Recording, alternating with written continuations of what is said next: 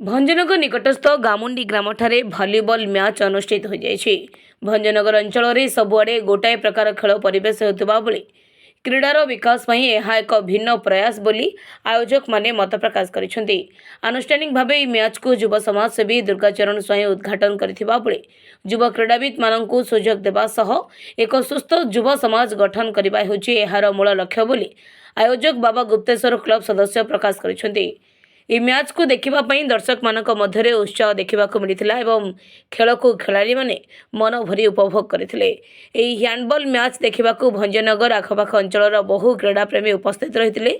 सरकार खेल और खेलाड़ी विकास योजना किंतु क्लब तथा गामुंडी ग्राम बासिंदा सहयोग में आयोजित हैंडबॉल मैच शांति श्रृंखलार सह समाप्त होइथिबारु कमिटी तरफ समस्त दल तथा क्रीड़ाप्रेमी माननकु धन्यवाद दी जायछि।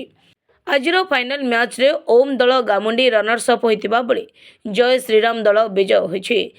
तेणु जदि सरकार ग्रामांचल रे एई योजना को लागू करिवे तेबे खेलाड़ी माने उपकृत होई परिबे। आजिर एई स्वतंत्र मैच को स्थानीय जनप्रतिनिधि माने तथा युव गोष्ठी माने सहयोग करथिले। आजिर मैच विजयी दल को ट्रॉफी द्वारा पुरस्कृत करा जायछि।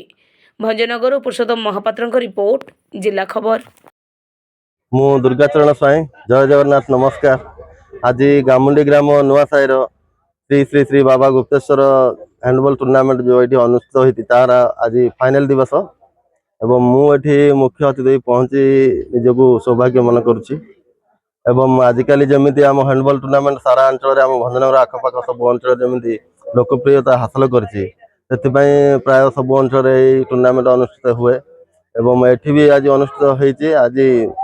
आज तार उद्यापित दिवस एवं खेल दीर्घ 4 दिन चल रही खेल 4 दिन पर्यटन भल भाव चली रही दर्शक मैंने खूब उपभोग करिसेंति।